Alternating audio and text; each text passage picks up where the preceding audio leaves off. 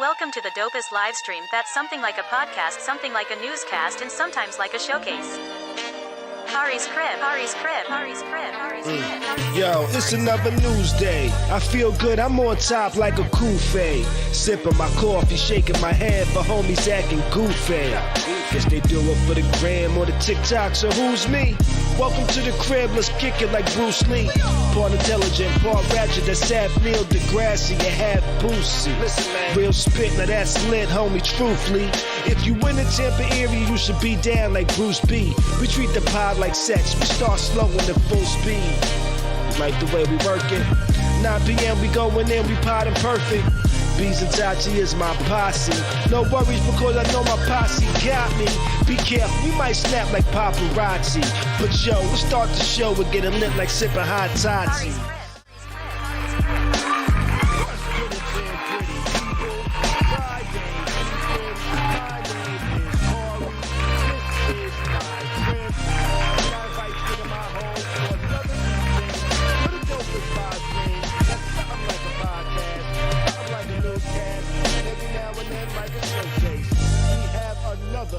Dope show for you tonight. Hip hop was at Carnegie Hall this week.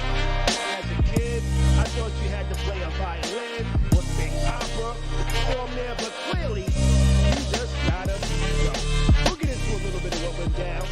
Some people say Doja Cat was losing it. She went live, spoke about that, and a couple of other things. We'll chat about it. Are you uptight or are you an easygoing individual? Think about that.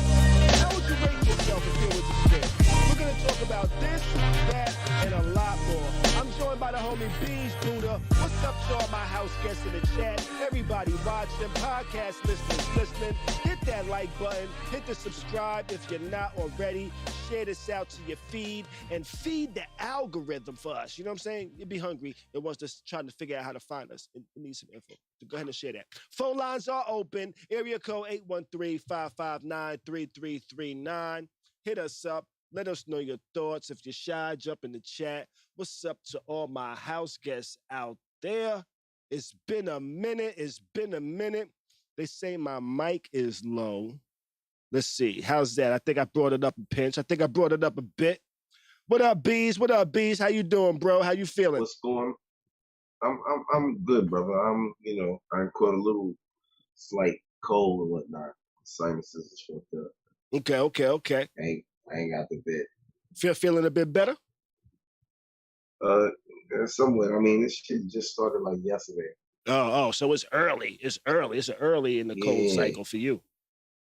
Yeah, like I'm still, the hawk spit and all that. And then Okay. I ain't one to really use nasal sprays because I could have like probably already eliminated it, but the nasal sprays, Okay.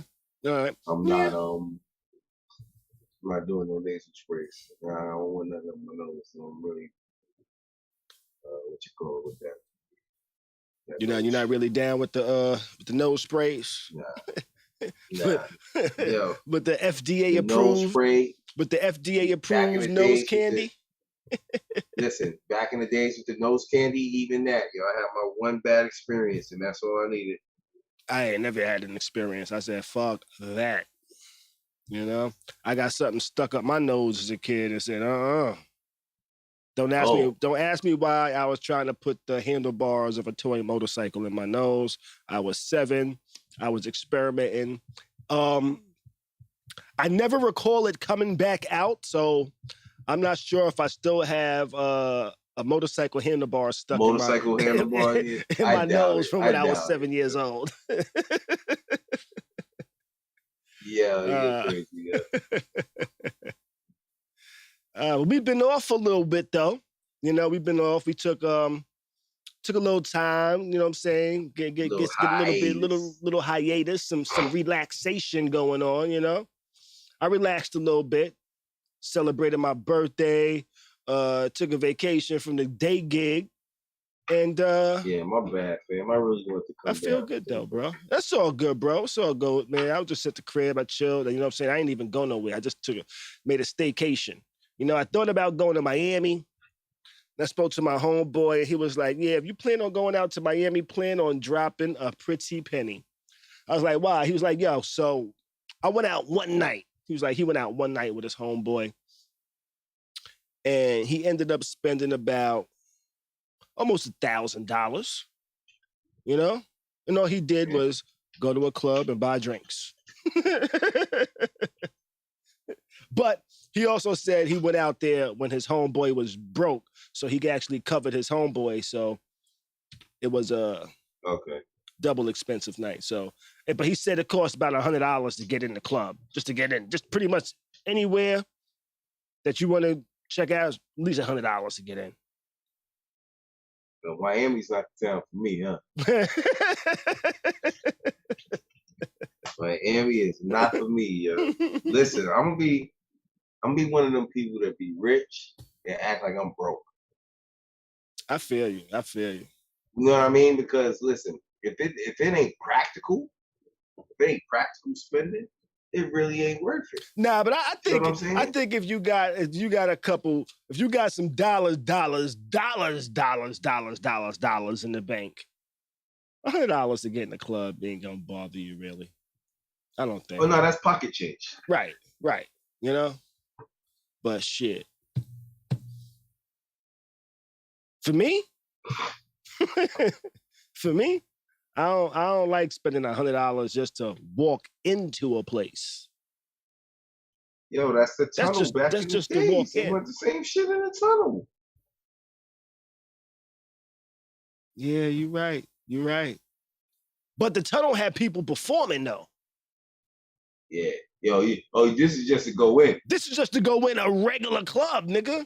Ain't nobody performing. Ain't nothing special going on. It's just a regular night. But it's Miami.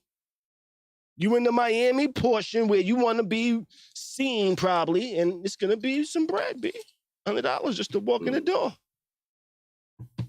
I was about to say, because I done seen some important people perform for $20.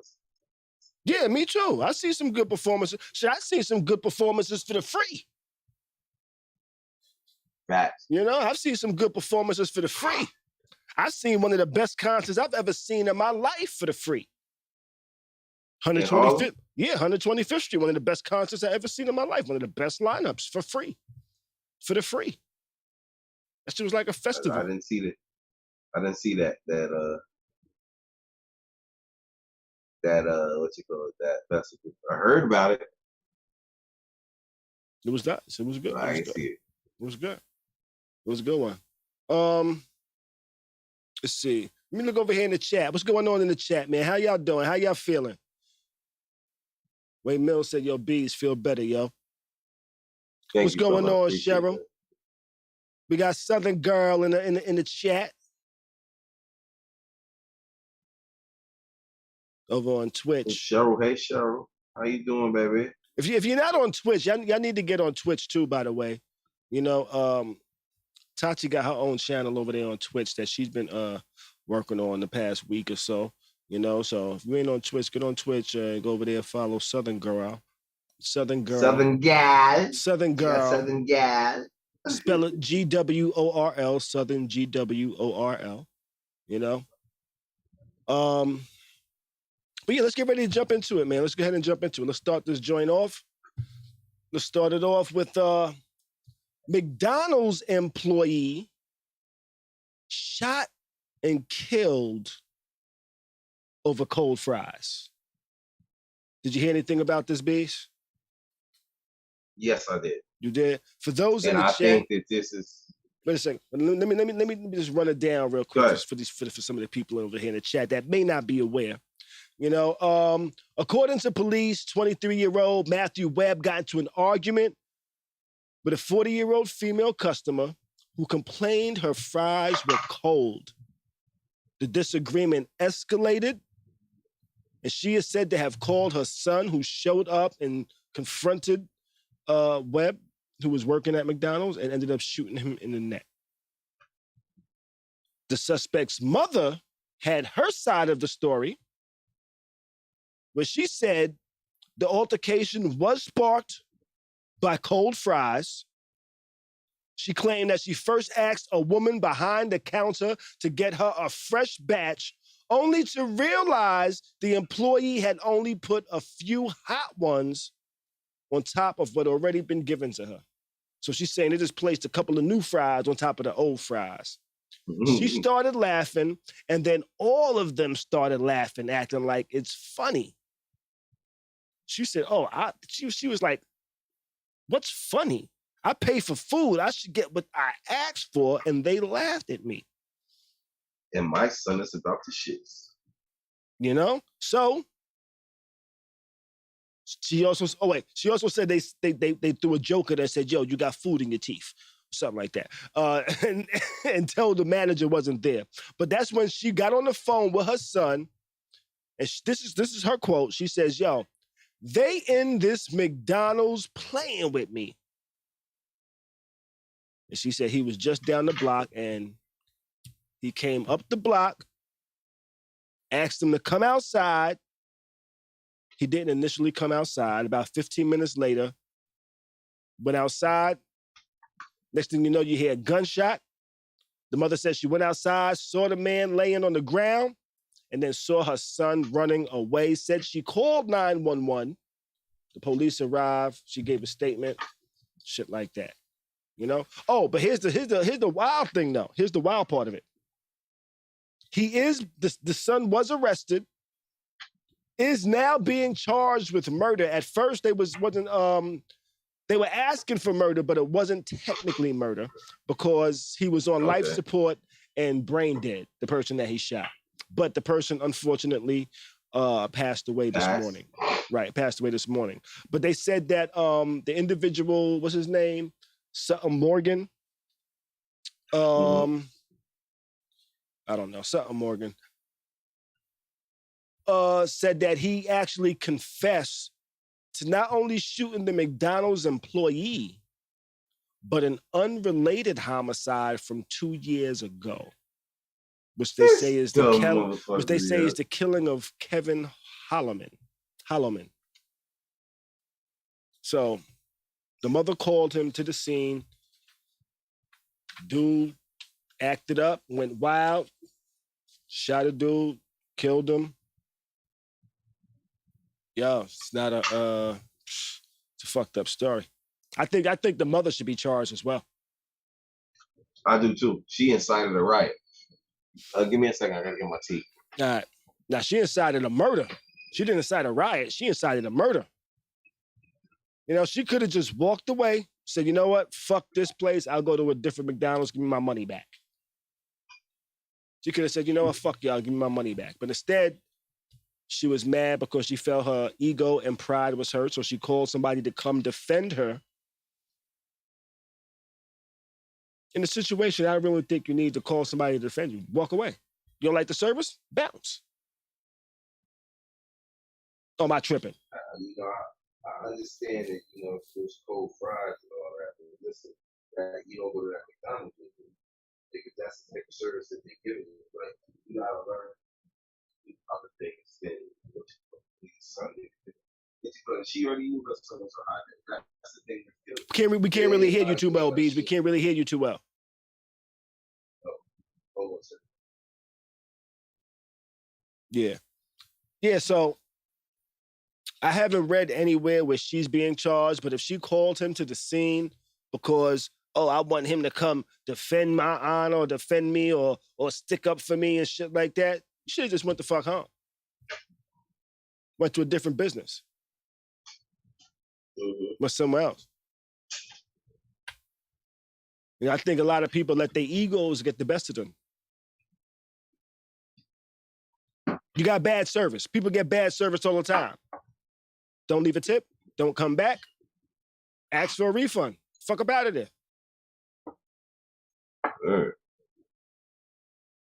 You know? Yeah, but, like I was saying, she called her son there. She already knew her son was a hothead. That's the thing, what you call it. Because if you call him to defend your honor, you knew he's going to come up there on some dumbness. You get what I'm saying? Yeah. Certain things are uncalled for. Certain things shouldn't even be done, but people do them anyway. You know what I mean? Right. You know how many murders are behind that alone? Like, just a situation like that, and not even saying like a mother, but just a female calling a hothead. Yeah, a lot of shit happens because it just I'm gonna have somebody come stick up for me because I couldn't come back with a good. Because I didn't have a good comeback. Yeah, I didn't like the way they joked on me, and I wasn't witty enough to come back with something good. So let me call somebody to come handle this for me, whether it be. Well, most of the time it's because I want somebody to come here and do some violent shit. I want them to show your ass why you shouldn't talk to me in this manner. And that's what happens. Then with the outcome is bad. You know what I'm saying? Yeah. Give me one more second. Yeah.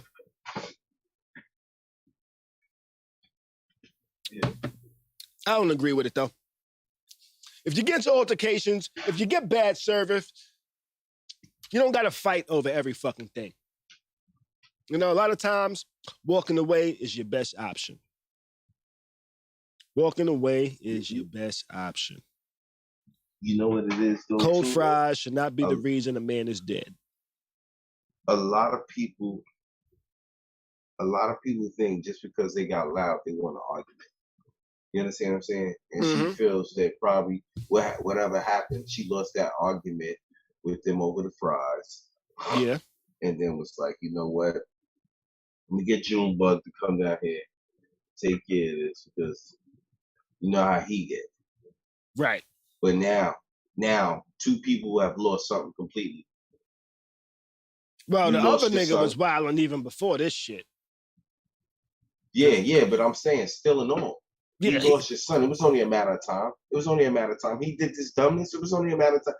Listen, if he was stupid enough to go to McDonald's and shoot a dude over some fucking cold fries, yeah, he was going to do something dumb regardless. Well, he already did because he confessed to a murder from 2 years prior. So, yeah, it was unnecessary. It was uncalled for, but this is wild, y'all.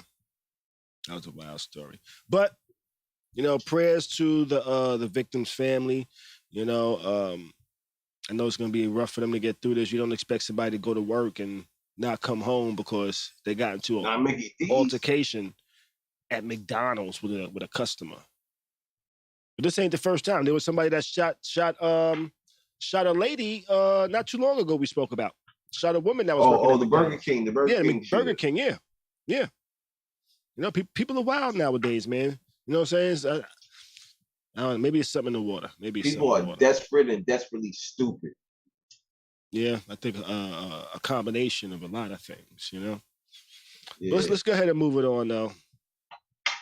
People are lazy too. Let's see. Laziness has a lot to do with that shit.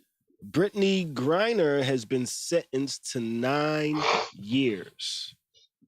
9 years. So let's see. Britney Griner has officially been sentenced to 9 years in jail. And in my opinion, she is just another piece to move on this board in this game of chess politics. Yes. Her attorneys asked for leniency, but the judge decided to agree with the prosecution's recommendation for a sentence of 9.5 years. After Britney pleaded guilty last month to smuggling cannabis oil in vapor pens into Russia. The judge reduced her sentence by 6 months for time served because this whole thing started back in February. They say Griner gave the judge like a real blank stare when the judgment was translated to her. The Biden administration hasn't said anything about her sentence yet, but they did mention in the past that there was talks about a prisoner swap. And the prisoner swap would have been, or the talks was for a Russian arms dealer, Victor Bout, for Britney Griner, and a former U.S. Marine named Paul Wheelman. He was arrested back in 2018 and charged with spying for the U.S. Now, experts say in order to do a prisoner exchange, Britney needed to be sentenced. Otherwise, technically, she wouldn't be a prisoner to exchange, according to experts. So that's really why they gave it 9 years. I think so. I definitely feel it's political. I think the 9 years is political because they say, hey, if we give her 9 years, the U.S. isn't going to want to stand to see this woman in jail for 9 years. Let's give her a number that they're going to say, yeah, that's not an easy number for her to do in a Russian jail. Yo, you know what's so crazy though? What's she that? Came over there to play basketball for y'all. Yeah. She went over there to play basketball for Russia. But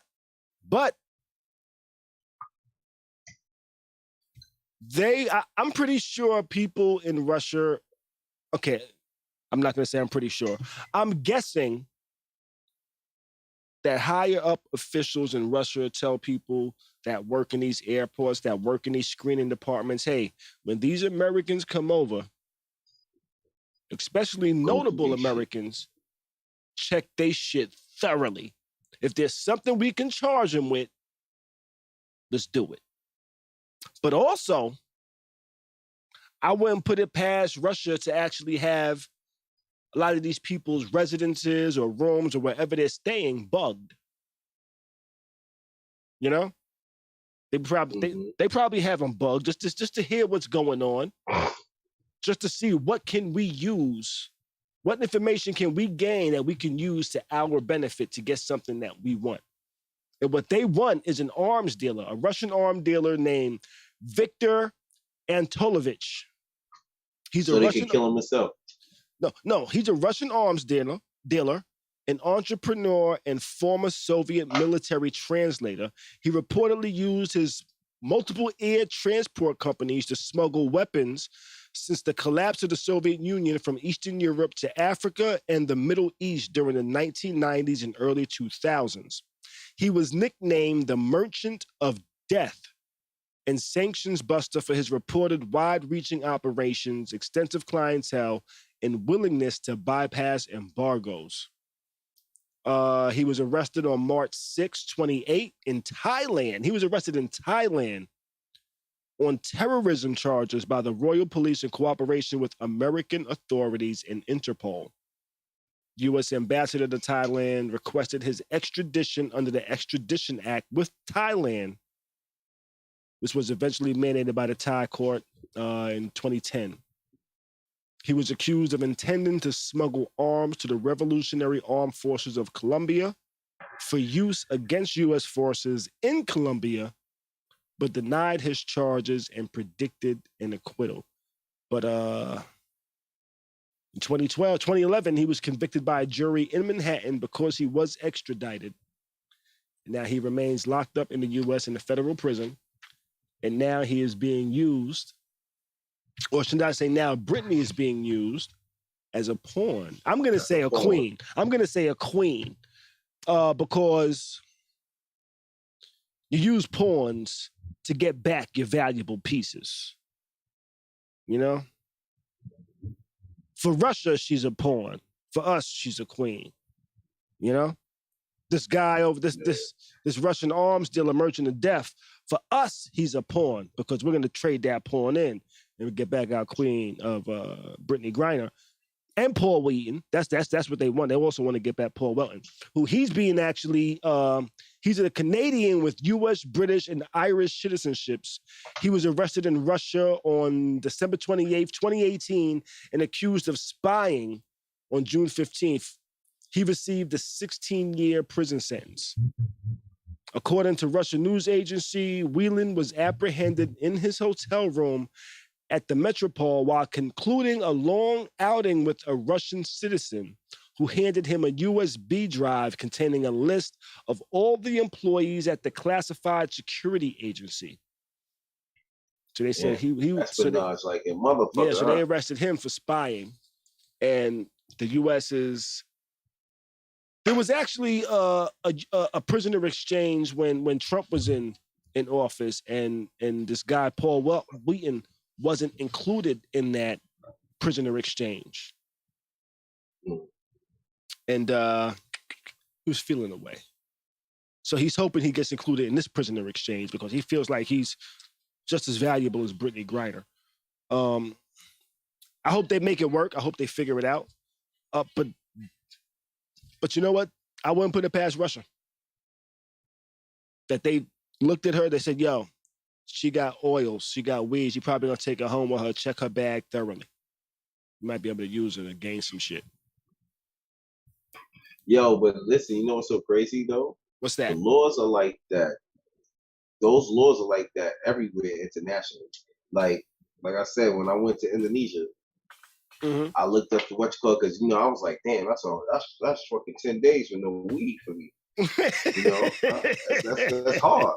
Taking another shot of this tequila here. So I was like, yo, let me look up the laws. Let me see what's going on. I don't need to bring no weed back with me because there's gonna be weed when I get back. But I need a couple of blunts or something over there. So I looked up the weed laws and all that. When I seen that a white guy got 15 years for the same shit Britney Griner got. I said, oh man, I'm not fucking around. If they doing that with the oil, what they gonna give you for the fucking actual plant? Hey, I tell you, I tell you what. I learned back in the days when I was young not to fuck around in other countries. Right? What happened? You don't remember?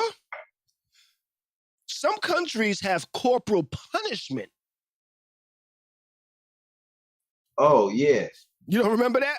Singapore. Yes. Singapore. Exactly. Singapore. 20 fucking lashes with the bamboo cane. Michael P. Fay.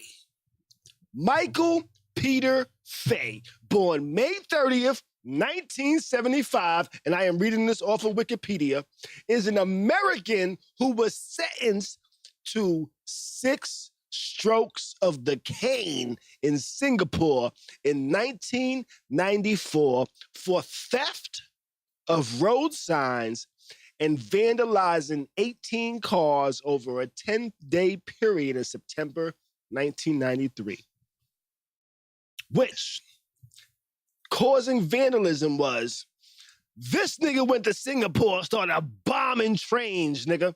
This nigga started bombing trains. He started doing graffiti. Singapore caught his ass and said, yo, you are guilty. We are going to whip your ass, nigga. We are going to take this cane and beat you with 6 motherfucking strokes of the cane, nigga. And now that I'm older and in 2022, I would have been super scared if they said, you gonna get 6 strokes of the cane. I'm like, what you mean strokes, nigga? You could beat me in my head with a billy club, but don't stroke me with a goddamn thing, nigga. Pause. Y'all better pause that stroking of the cane. But a stroke of the cane mean they were just gonna strike that shit on your ass and beat your ass. You know, but I would have been like, yo, make that shit clear to me. When you say you gonna stroke me with the cane, what that mean? You gonna beat me with that shit? Or you gonna stick that shit up my ass? I don't know, but there was a big hoopla back in the days about this nigga getting stroked. Nigga thought he was gonna get with the cane. Nigga thought he was gonna get in too deep. But now, yo, that shit was a big thing back in the days. Americans was like, damn, you don't remember the nigga that got 20 lashes though? You don't remember the nigga got the 20 lashes? Who got 20 lashes? There was some dude over there. But they what you call it, around the same time. And it was like, oh, he wasn't American though. He wasn't American though.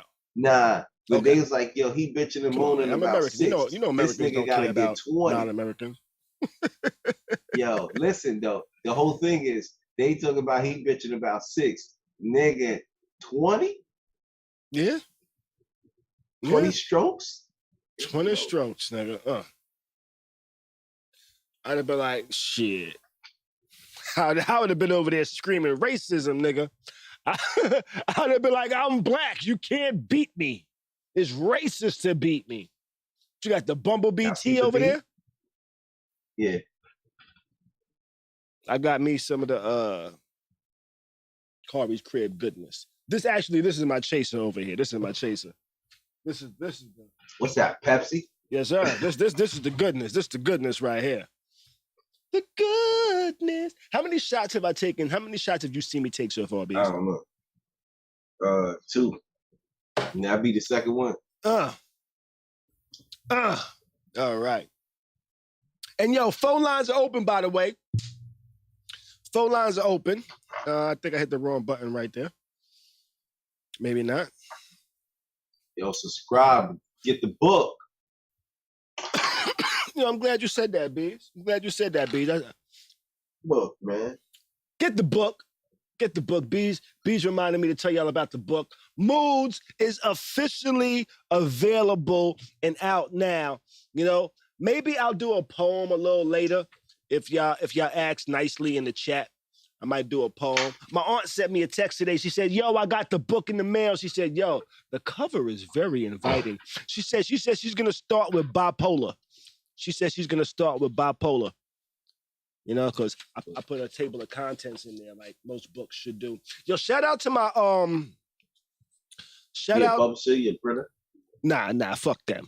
Shout out to cause this is self-published, nigga. This is self-published. Wait, time out. Hold up. So What's it's not fuck the publisher, bro. It's not fuck the publisher. No, you said the printer. You said the printer. I say fuck them because they gonna print and whoever sends them shit to print and pays them money. They don't give a fuck. You know? They don't give a fuck. But nah, I wanted to say shout out to my middle school English teacher, Miss Hazel. You know, not only was she my middle school English teacher, she was also a positive. You know, let me she is a positive Black figure in the neighborhood I grew up in. And it's not very often that you see somebody. And still is. And it's not very often, at least for me, where I've encountered a teacher that, one, cares about you learning. And the reason why I feel like she cared more than others was because, two, she was from the neighborhood she was teaching in.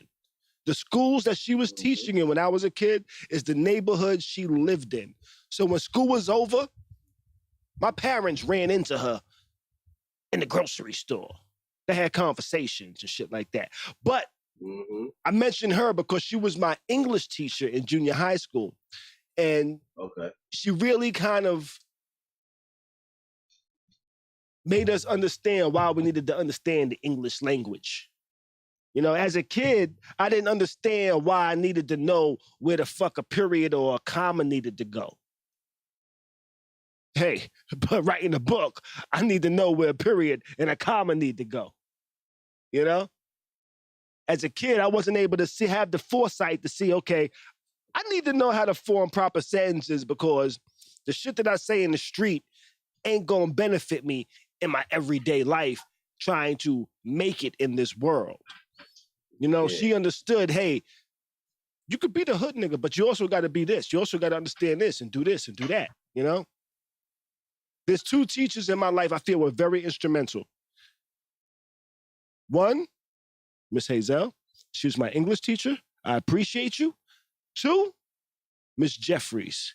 She was my math teacher. And she actually lived in my building, in the B building.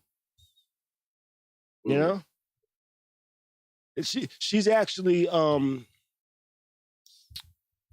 you know who I'm talking. You made her look at me, Bees, like you don't know who the fuck I'm talking about, but you know who I'm talking about. You know who I'm talking about. I remember Miss Jeffries. You remember her?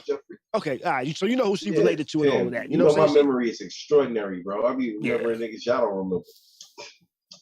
Yeah. Oh, real quick, to go right back real quick. The dude, Michael P. Fay, he actually had 6 strokes of the cane, 4 months imprisonment, and a $3,500 fine. But no, shout out to Miss Hazel. And thanks, Beast, for reminding me, bring up the book. If you want to get a copy of the book Moods, it's at khary'scrib.com/moods, or you can just go to the website. It's right there on the front page. It's a nice little book, poetry book. It's dope. People have been telling me they like what they've read, so cop that shit and support the stream, because it also definitely supports the stream. But I forgot where we was at, but you know what? Let's go ahead and move it on. No, let's move it on. Is Doja Cat losing it? Have you heard and have you seen any stories about Doja Cat today, Beast? Nah. You haven't seen the stories? None. Nah. So they say first she shaved. What happened? First she shaved her head bald. She went bald. She's on some Amber Rose type thing, right? She went bald. People's like, "Yo, is Doja Cat losing it? Is she? What's going on? Why is she shaving her head and this and that? And blah blah blah blah blah blah." And then Doja Cat went live. She went live on her Instagram and started talking to the people. She was like, "I'm fine. I'm good. I'm okay. But I don't like hair. I really don't like hair. I don't like hair on my body." She started talking about how her hair is a lot of work. She was like, one, I don't wear my hair natural. So she's like, I'm paraphrasing. I don't know the exact terminology, but she pretty much said, yo, it's a lot of fucking work to have a fucking wig that acts like real hair and gets fucked up. She said, I got this wig sitting on top of this stocking cap that's sitting on top of my braids. She just started mentioning the different layers of shit that she has on her head for you to see her hair. She's like, you know what? I don't like hair. I'm tired of hair. I'm tired of having to do my hair. I'm tired of this with my hair. I don't want to wear my hair natural, but I don't want to do all this shit to have my hair look like it looks when I do my shit. So she cut her shit off bald. And then during her live, she proceeded to shave off her eyebrows. So now she ain't got no hair on her top of her head, shaved off her eyebrows, and then said, yo, I'm good. I just don't like hair anymore. Okay. I was like, whoa, that's a wild way to say you don't like hair. I tell you what. It's different. I tell you what. I don't like hair in certain places. You know? I like to eat vagina, but I don't want to eat a hairy vagina. You know? But does that mean I don't like hair?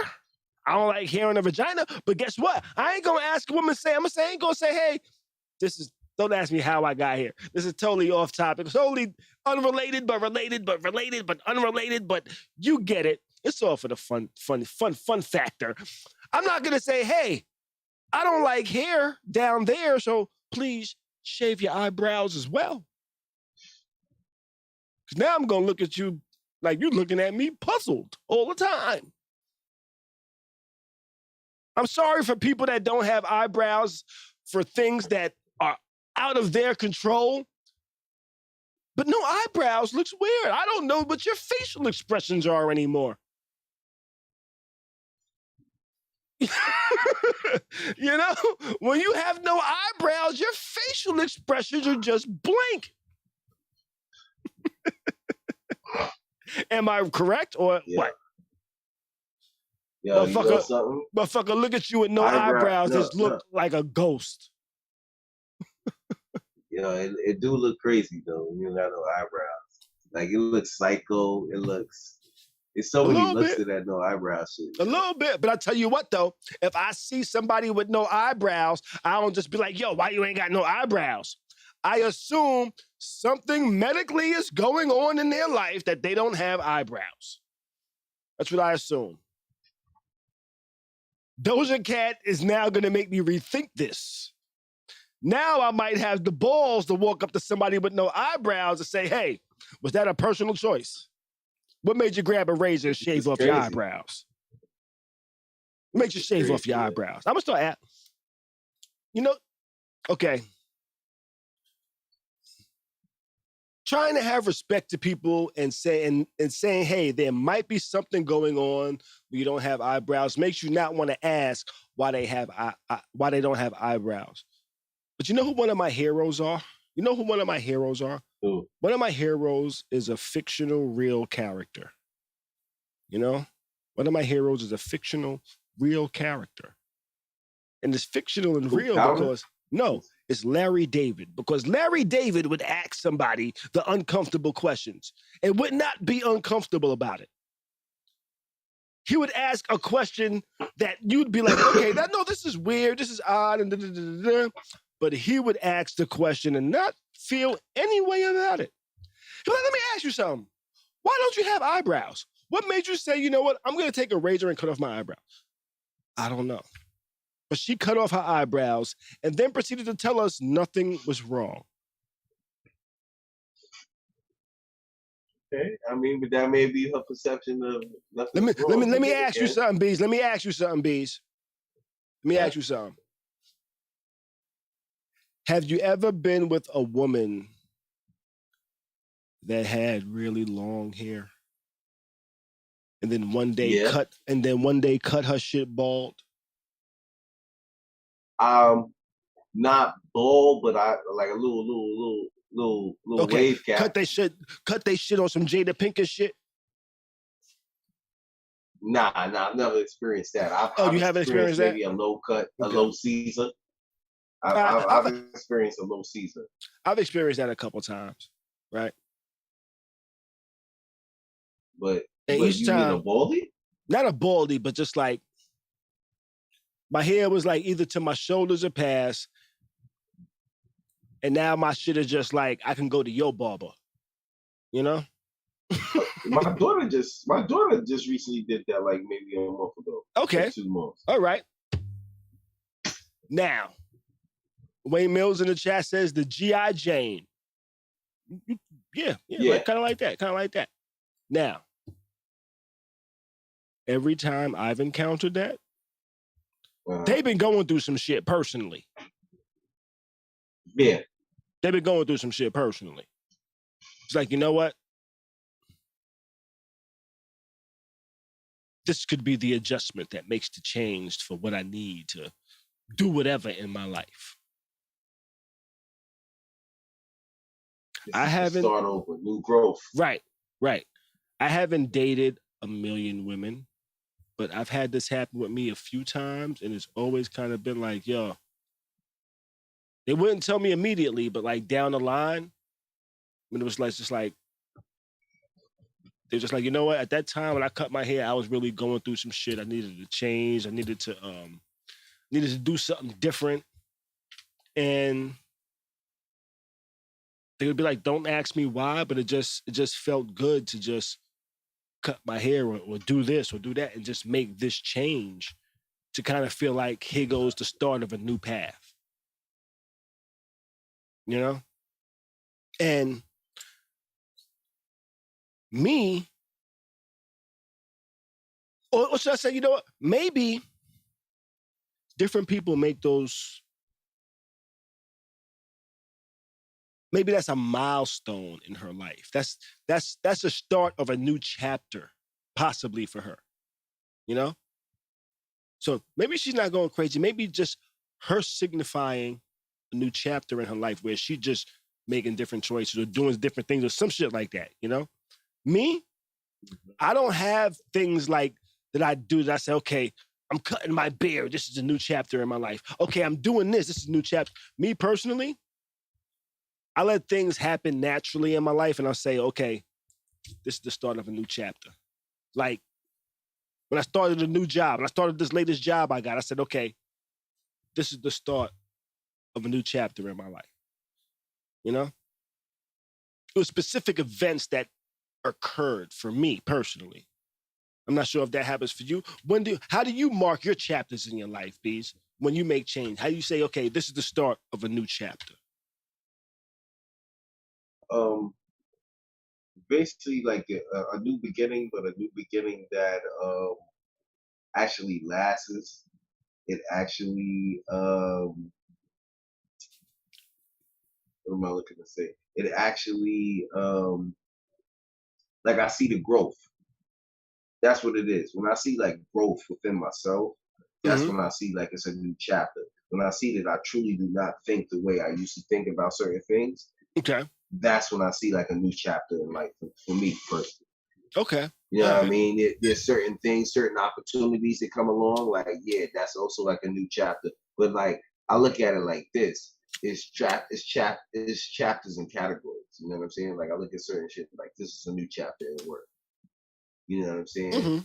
New people, new surroundings, new rules, new expectancies. You understand what I'm saying? Like, that's a new chapter. Okay. All right. You feel what I'm saying? Just like when you don't deal with certain people certain ways. Like I wouldn't say like outgrown what you call it, but there's certain things that you don't see eye to eye to. Some people grow apart, and there's nothing wrong with that. True you know indeed. what I mean? True indeed. Some people grow apart because of thinking.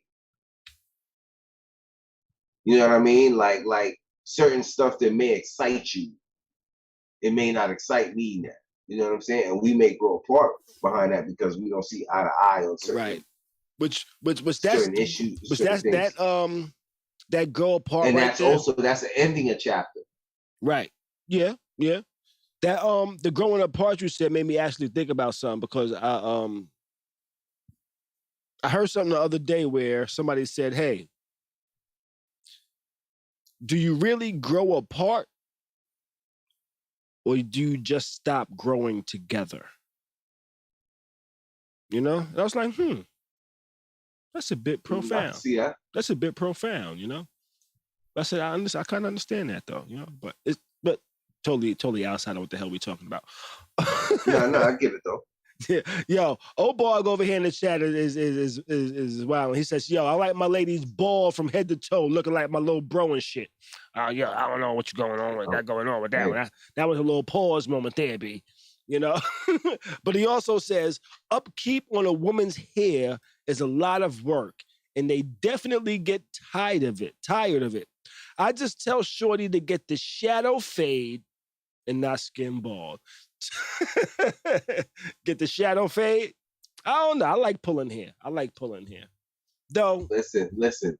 Though I tell you what, if Let me find out you gotta pay for a cut for you and Shorty to go to the Oh shit. Me and my girl booking a back-to-back appointments at my barber is crazy, nigga. Me. Yeah, but you know what? But low key, that's crazy and low key sexy at the same time. You know, that's crazy and low key sexy at the same time. Me and my girl getting fucking haircuts at the same time. Shit. Actually, that might be a little annoying. Simply because I be making appointments with my barber. And I like to just walk in and walk out. Now, if me and my girl both had the same haircut, and now I had to walk in, get my cut, and then wait for her to get her cut, I would be a little annoyed. I'd be like, you know what? This is cute and all, but maybe we should have different barber days. I don't know, because I don't like waiting at the barbershop. That's why I got an appointment, you know? So I think that's what changed the haircut game. What's that? Appointments? Appointments. Oh, I like appointments, yo. I like appointments. You know, a lot of people like appointments because it's like, all right, that's my time. Yeah. I don't have a set appointment, but I've been going to my barber long enough to where he respects me, to where at any time during the day, I can call my barber and say what you got available. And if he can squeeze me in at some point during that day, he's going to squeeze me in. He might be like, yo, the only thing I got today is about 3:15. And he knows it's 3:15 because he got somebody coming in at 3 o'clock that only takes him about 12 minutes to cut. And he know I'm going to come in and I'm either going to get my regular or I'm just going to get a lineup. And he knows that's only going to take about 20 minutes to cut. You know? So now if I had to go with my girl and we both had to like just randomly grab appointments during the day, I'm like, yo, I'll probably go to my barber like right when she first got her shit cut. I'll be like, yo, whenever I call for an appointment, give me 2 appointments, nigga. One for me, so I ain't got to wait for her. One for her, so she ain't got to wait for me. So we can just go in and go out. She's going to be amazed that she can come in, get a haircut, and be gone for 20 minutes because she's used to being at her fucking stylist for 4, 5, 6, 7, 8 hours, nigga. You know? It started braiding her hair at 9. Yo, I've dealt with hairstylists before, man. I dealt with this one girl, yo. Oh, man. I said to this one. Yo, would start doing hair on a Friday evening. Would not be done until Sunday evening. Yeah. And you know what? Fired. Nah, it's just the style of hair motherfuckers be getting. Do you remember when micro braids was a thing? Remember micro braids? Yeah. Oh, those took forever. Exactly. So them shits took days, nigga. Them shits took days. Especially if there was one person working on it. Now, if you went to one of them African braiding spots, they'd have about 4 women braiding your hair at the same damn time. You know? They knocked that shit out in 6 hours. And that shit cost you about $375 in 1997. You know? But you know what? Let's move it on, yo. Let's move it on. It's 10 o'clock and shit. What we got next up on the docket? Oh, the Locks was at Carnegie Hall, bees. Did you hear about this? Nah, I didn't. You didn't hear about this? So there's an old joke. How do you get to Carnegie Hall? You know what the answer was? What? Practice, nigga. Practice. That's how you get to Carnegie Hall. You got to practice to be good at what you do. You know, me growing up back in the days, you know, Carnegie Hall was just like the spot where people performed with like super talent.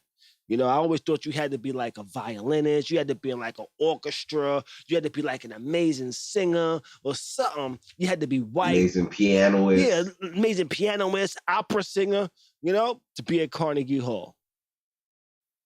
Growing up in the 90s and 80s and 90s, I did not think rap would end up at Carnegie Hall, nigga. But I mean, the Locks is raw hip hop. Yes, they are. Because didn't Nas perform there too? Yes, he did. He did. But the Locks didn't just perform there just to perform. They actually performed with D Nice. D Nice has been practicing over the years, y'all. And that's why he's a dope ass DJ. That's why his club Quarantine got popping. That's why his club Quarantine got Instagram going crazy with people just watching and listening to him DJ music.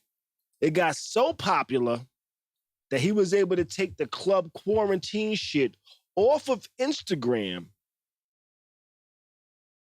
and take it to Carnegie Hall.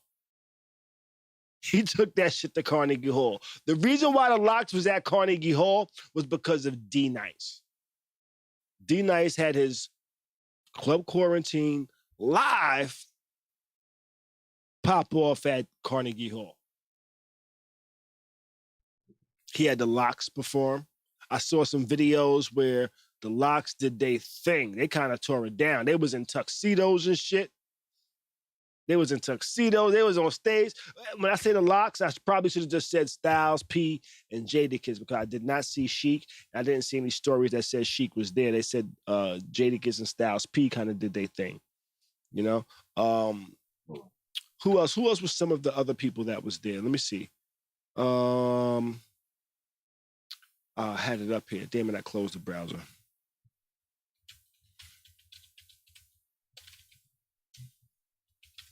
I think, who else was there, yo? They was there with, where's it at? I saw a story about this earlier. Oh, and it's almost about a year since the Locks washed Dipset on the Versus battle. Yo, it's amazing that it's been a whole year for that already. I know, right? Shit goes fast, right? Word. Shit flies by, yo. Oh damn, where the fuck is the news at? All right, here we go.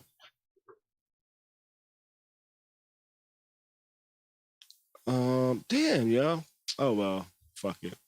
I had some info on who the fuck else was there. You know, who else was performing, but I can't find that shit all of a sudden. But no, D Nice. This was a D Nice event. The Club Quarantine Live. The Locks performed. That's who I saw perform. They did their thing. Let me see. Actually, you know, I would pull up some of the video, but that shit might get me motherfucking copyright striked. You know, because of copywritten music. I think I found it though, and of course it's moving slow to load up. But yeah, I just wanted to mention that though. Have you ever been to Carnegie Hall, Bees?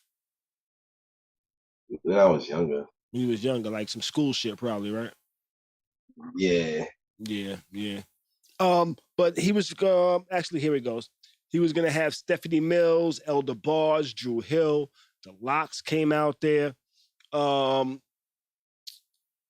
He had quite a bunch of people. Slick Rick, Hezekiah Walker, the Revive, Big Band, Igmar Thomas, Ashanti. Ooh. He had a bunch of people coming out for Club Quarantine, and they was actually selling tickets. Okay. You could have actually bought some tickets and went. You know, that was yesterday, August 4th. Today's August 5th. So, I thought that was kind of dope though. But I just wanted to mention that real quick. Let's move on. I'm about to light this blunt and then take another shot. All right. I'm not, Wayne Mills says Tevin Campbell was there in the audience. I'm not, well, you know what? I'm a New York nigga, but I ain't been in New York in a minute. I don't really know the everyday going ons of everything in New York. But Eric Adams says he's the first hip hop mayor. This is what he says, right? I'm not too familiar with him, but I've read some things, and I'm not sure the overall feeling. He's called himself the hip hop mayor, but I know that in the past, he's called for social media to ban drill music for trying to connect the rising of the underground hip hop genre to connect it with street violence and shit like that. I know if he's spoken out about hip hop in the past, but now he's saying he's the first hip hop mayor. How you feel about Eric Adams being in New York, Beast? Yo, let me tell you something. What's that? Eric Adams is not the hip hop mayor. I don't know what he was talking about him being a hip hop mayor. That's one thing he is not. He is not the hip hop mayor. There's only one mayor of hip hop, yo, and that's Chris Thomas, yo. Know your history. Know your history. It's only one mayor of hip hop, and that's Chris Thomas, yo. You understand what I'm saying? Oh, word up, yo. I got something for you, Bees. Ready? Ready? Ready?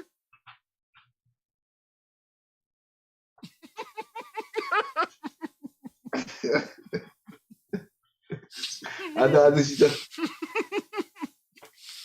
Oh.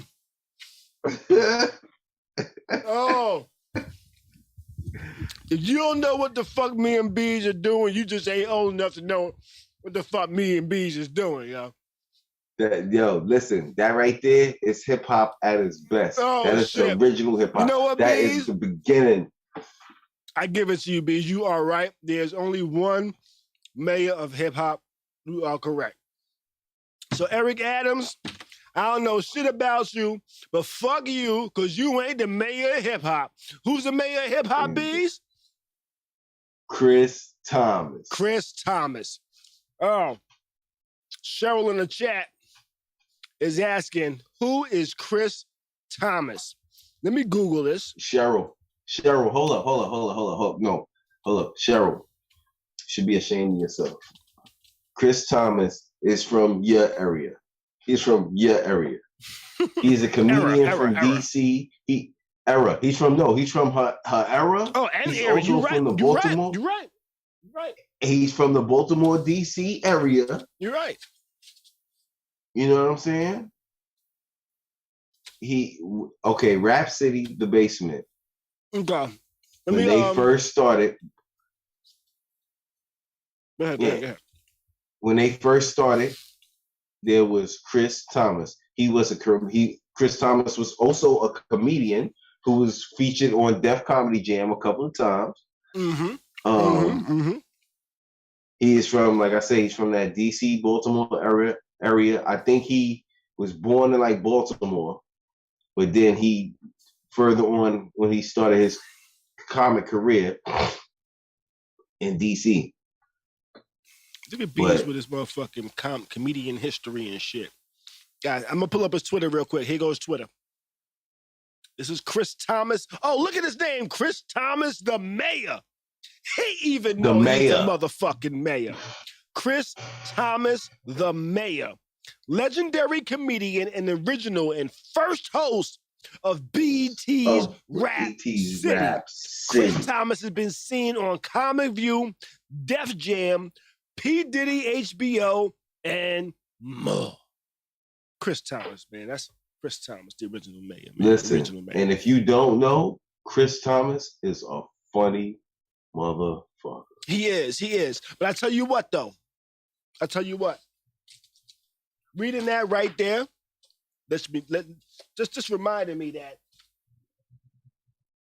your resume is your resume, regardless of how old your resume is. You know? Because everything that I listed there was mad years old. But I tell you what, that shit still pulls motherfucking weight, nigga. Mm-hmm. Yes or no? Yeah. You know? Okay, Cheryl. Okay. Mm-hmm. I see you, baby. I see you. Chris Chalmers, the mayor. Yeah. That nigga has some. That nigga has some big ass lips, yo. That nigga just do that shit, and it felt like his lips was moving with his arm and shit. But that move right there showed me that nigga does not know how to dance. No, you know what that actually is? What's now, that? You know what that actually is? That's a go-go dance. Okay. I just didn't know. I just didn't know what the fuck was going on then. Okay. All right. But you know, back to Eric Adams. No, not the first hip hop man. He's not the first hip hop man. He kind of sucks as a man because he has like this. Yo, he was a cop before this. He was. So that already makes him suck as a man. Even though he said that the cops beat him up as a he's like the other dude. Was a Bo Diddley, Bo something. Yo, listen, you can't be a cop and be the mayor. That sucks. That sucks. Unless you was a cop truly doing your job, and it's far and few. Yeah, that is far and few between. Truly doing their job. You know what I'm saying? Mm-hmm. Who truly understand what it means to protect and to serve, not what you were originally formulated for, but for the slogans that you because you wasn't originally formulated to protect and serve everyone. You were originally formulated to protect and serve the slave masters and protect their shit. Officer. You know what I'm saying? Yeah. Mr. Overseer from Overseers. Oh, what? Huh? Excuse me? But you know something? If you that? were a cop, if you were a cop, you did your job, or I'm not going to say every cop I ever met was a bad cop, because I'd have met some cops that, yo, listen, when I take the badge off, the badge is off. Yeah. You get what I'm saying? Yeah. Then you got some cops that, listen, they don't never take their badge off. Yeah. Yeah, you're right. I've met all kinds. I met two that I was like, yo, he was like, yeah, I'm a lieutenant. Da, da, da, da. Word? Yeah. Like one of those type situations, like, oh, okay, so you really left the job at the office. Like, that's what it is. Nah, some people, some people, they don't leave their job at the office. I feel that like I said before, I feel all cops should get DWI testing before and the middle and the end of their shift. And I guarantee you a lot of this shooting and shit will stop. Yeah. I guarantee you a lot of this shooting and shit will stop. Because, half the time, these niggas are scared drunk shooting niggas. I'm going to be for real. You all flustered red for. Before shit even happens. Before shit even happens, you jump off and you come there flustered red. You already drunk, man. Yeah. You drunk. And that's half, listen. Ain't too many cops out there that don't drink, and some just don't know their limit. I'm gonna be real with you. I agree. I'm gonna be real with you. You know what I'm saying? And I'm sure some of them is probably steroids and shit like that. I don't have no facts to back it up, but I would agree. Yeah, you know what I'm saying? I feel but it's like once it happens, by the time you test a nigga and do all that other shit, that shit is worn off. You know what? I'm gonna jump into a new topic real quick, Bees. Go ahead. I'm sorry I even got into that. Well, this is gonna be mad random, yo. This is gonna be mad random. Go ahead. I saw a post the other day that said,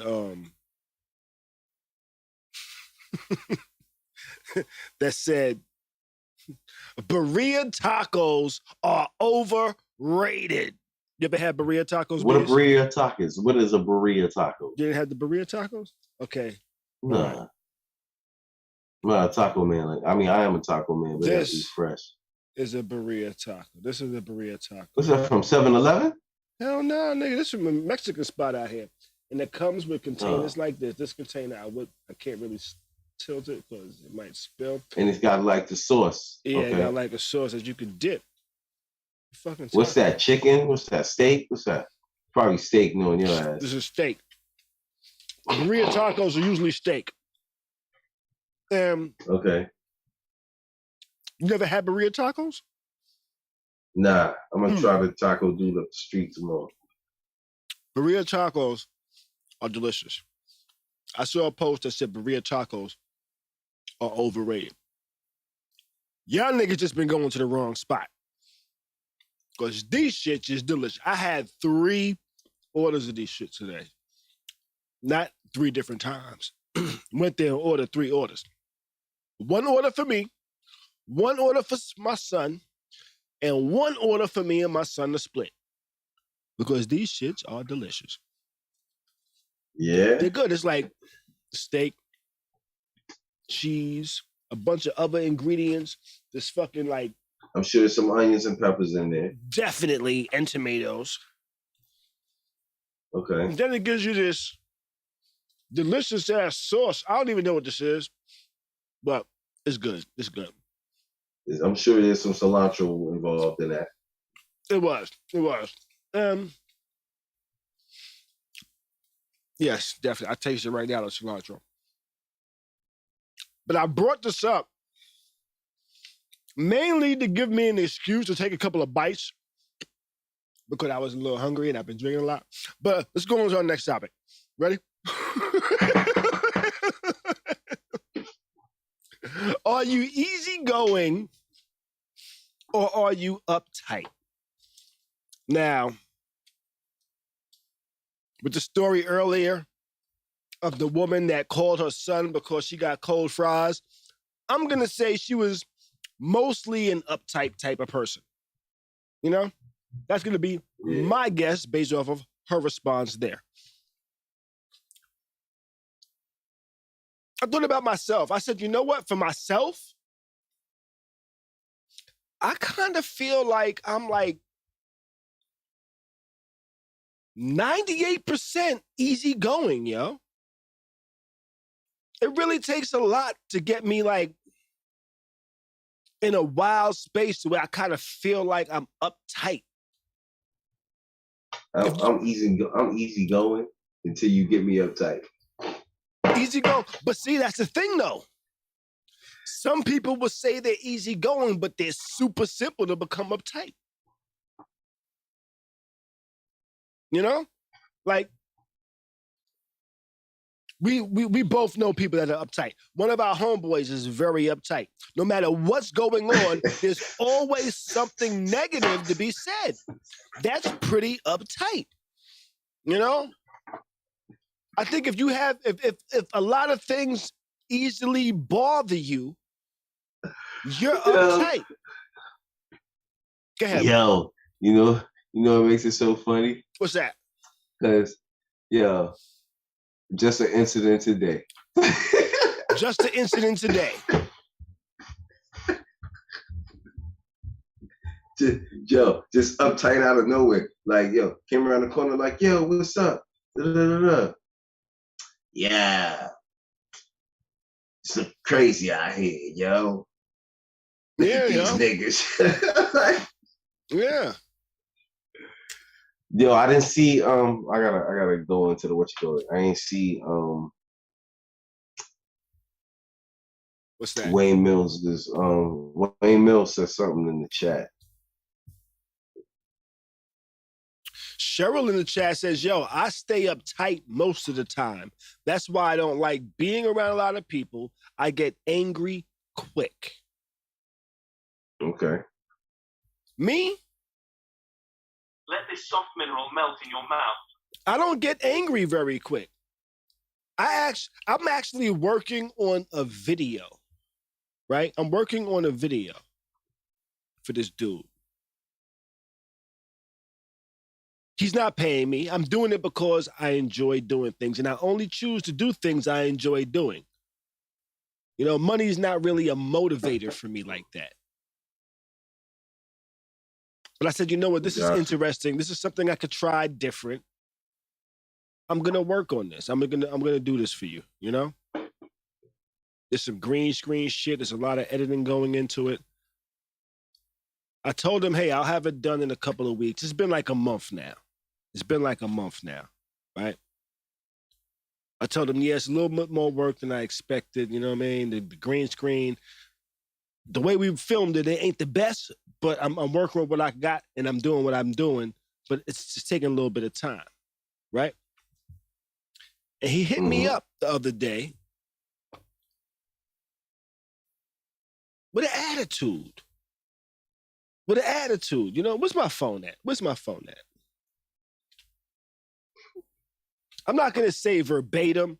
I'm just going to give it like a brief idea of like, you know? First you start to say, it's been 2 months. It hasn't been 2 months. It's only, we did it at the beginning of July. But there was a bunch of things. You know what? One second.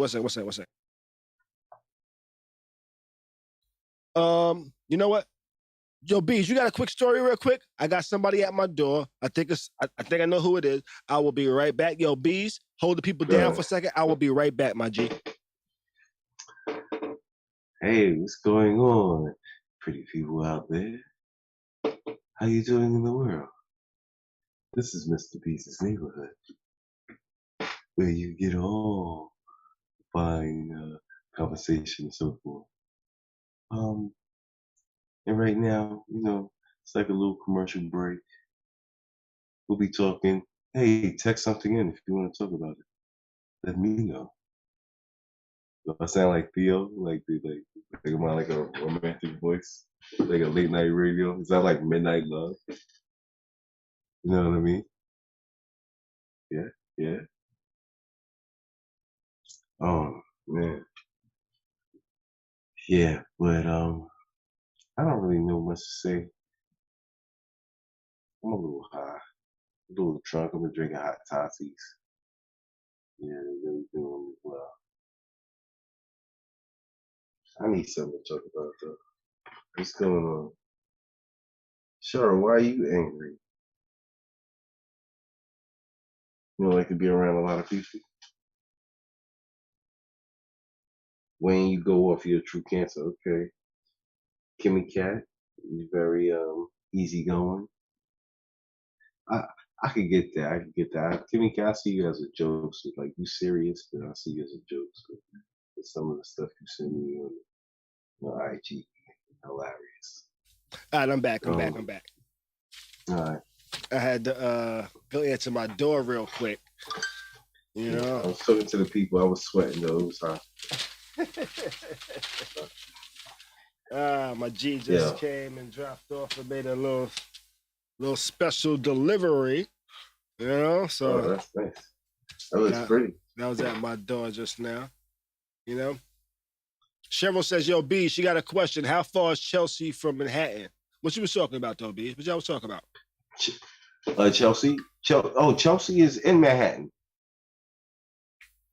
Yeah, Chelsea Pier, right? Chelsea Pier, right? Yeah. It's the west side of Manhattan. What was I saying before I ran to the door, though?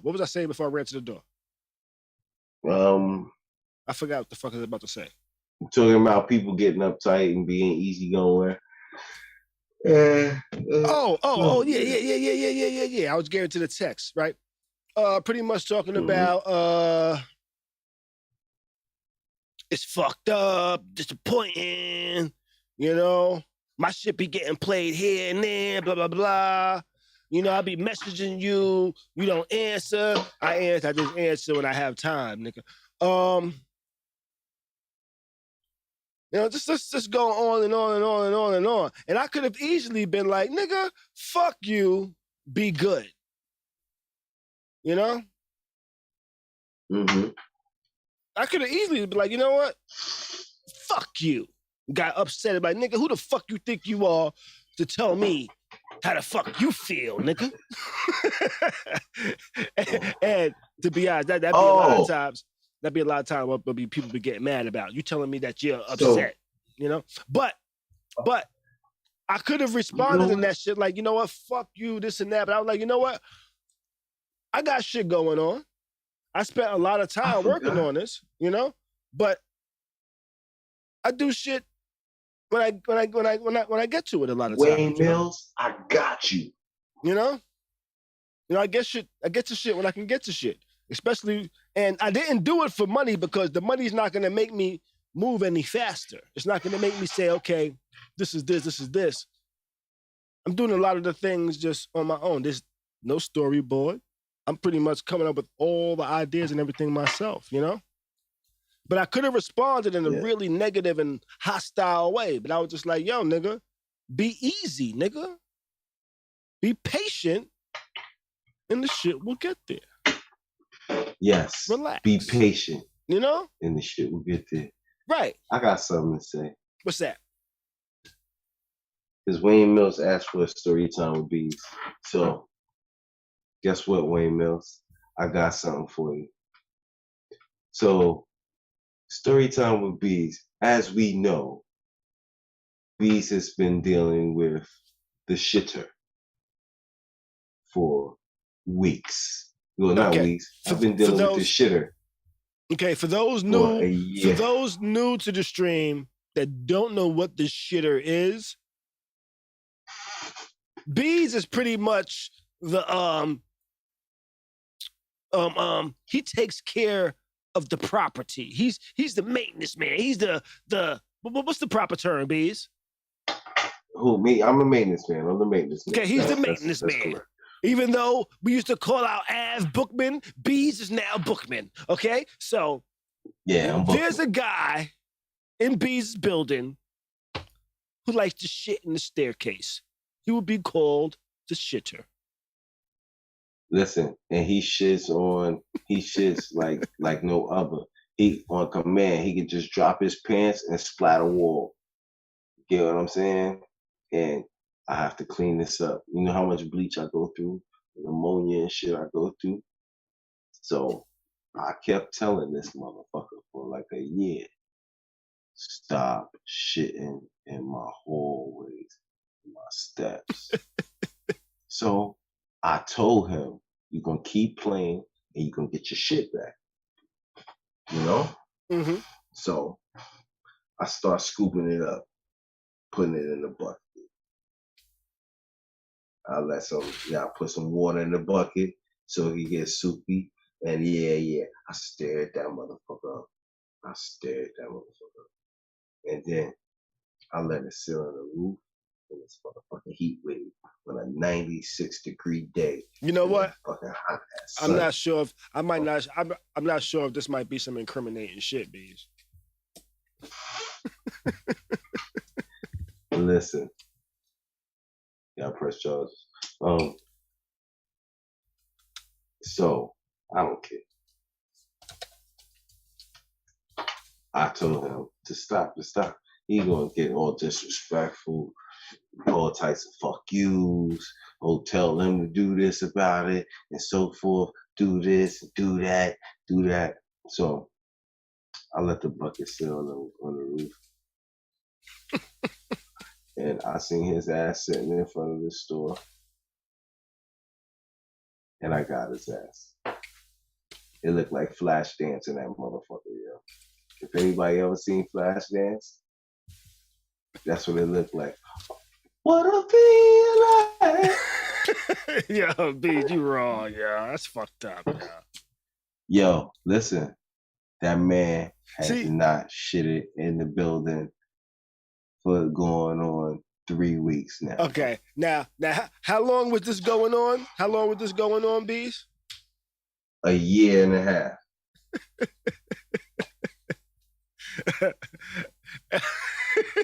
Okay. What would you say your levels of uptight and easygoing is? I say I'm 98% easygoing, 2% uptight. How would you rank yourself? Yeah, I'm I'm 99% easygoing, 1% I don't know, uptight. man. I don't know, man, because you plotted Listen. on the splash dance with the homeless man, yo. You Yo, plotted on that. listen. That was plotting, B. You was plotting for the plopping. Yo, listen. Let me tell you. What happened was, yo, the nigga took 4 shits in one day in different areas. You know what I'm saying? Enough is enough, man. Enough is enough. Bees plotted that shit. Stop. Literally, Bees plotted that shit. I had to get his ass. Oh man! But you I know what? had to get his You know what? ass. Yo. Since my homie came through, I showed Bees this earlier. Yeah, I bought this today. Don't ask me why, but I bought this today. This was my cookies lunchbox. This is my cookies lunchbox. You know, and it came with this thing here. You know, Start some fucking trouble.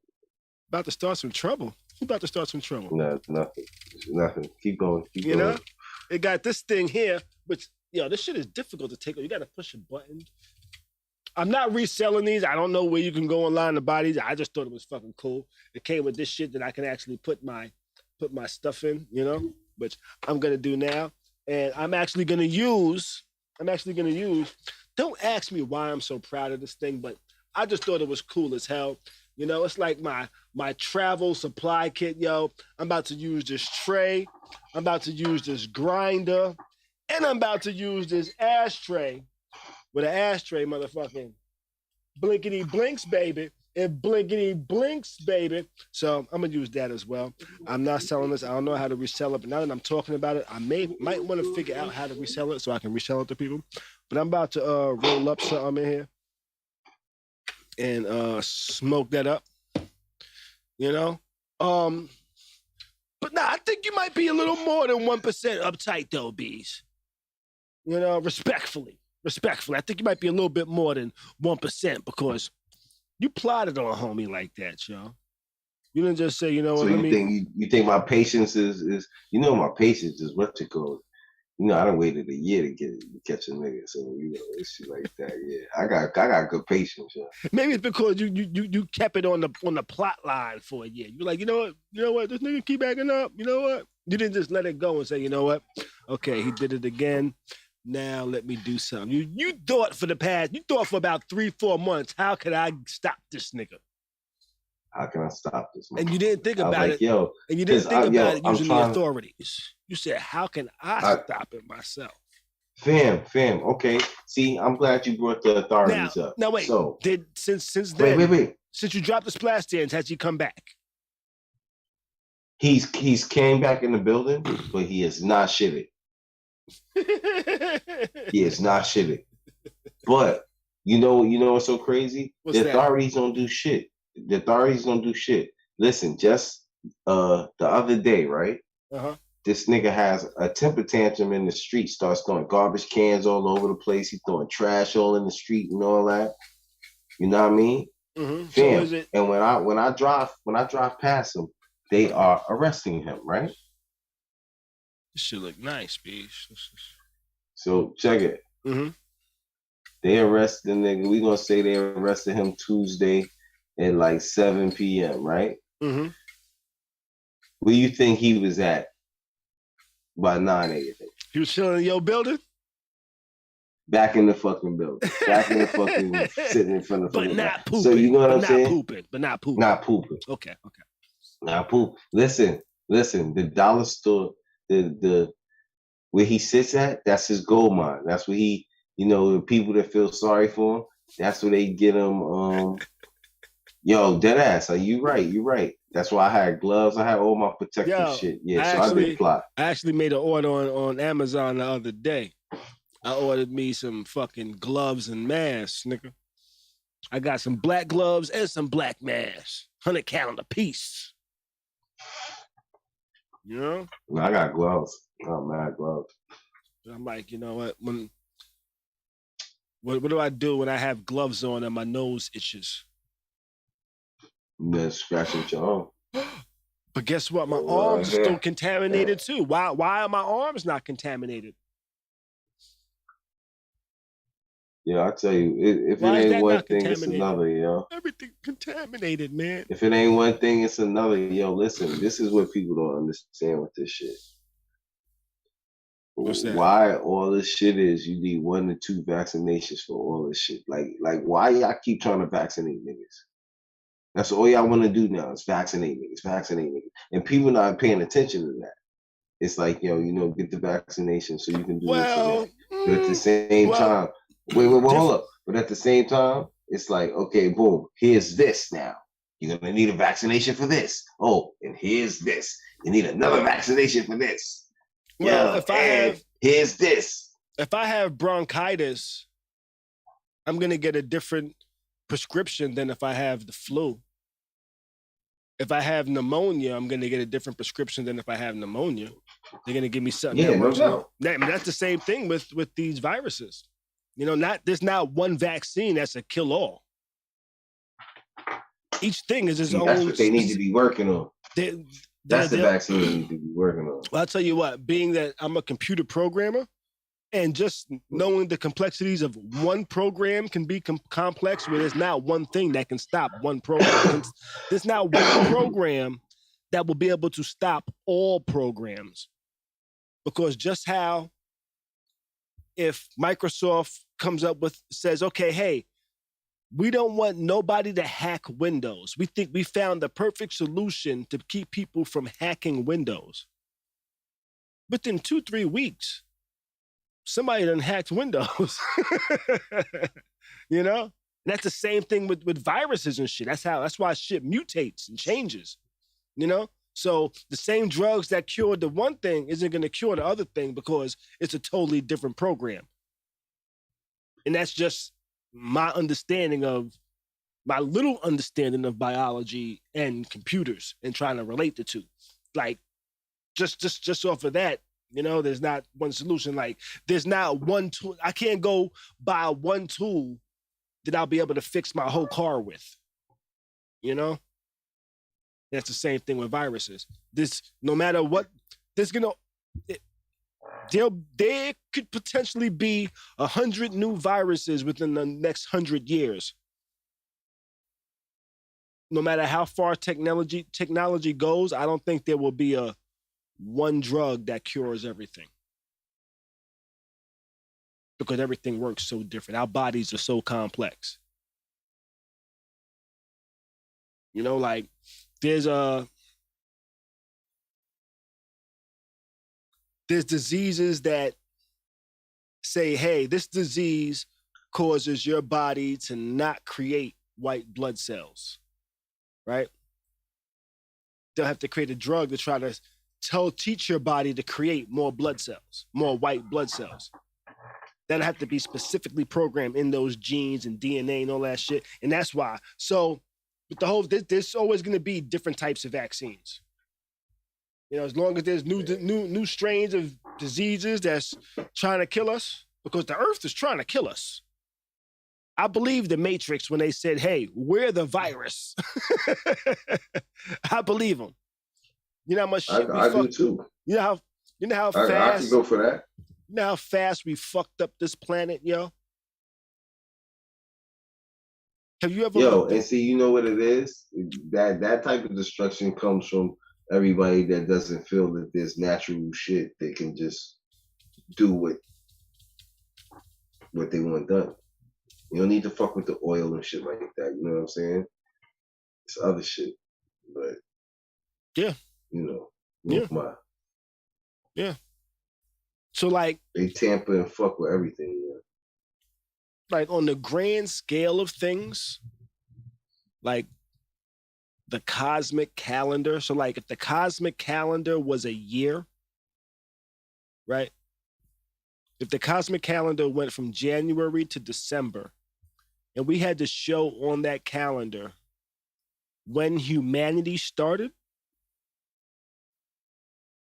from the beginning of time to now, if we map that on a calendar, the time where humanity started and fucking up the earth, that started at like 11:58 p.m. You know, on December 31st, at 12:58 p.m. is when humanity came into existence.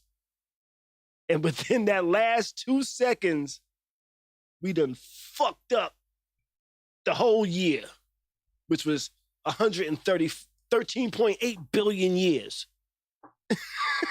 We did in 2 seconds on a cosmic calendar for the year. You know, just if you were to try to put things into like that type of perspective, you know? Niggas don't love the planet. Nah, they don't. They truly don't love the planet. I love the planet. That's why I walk around naked most of the time. I'm gonna be all natural, baby. You know? All right, let's move it on now. Tampering of the food, all that shit. Yeah. Loving the planet, bro. Let's move it on, because I don't even remember what the hell we were just talking about.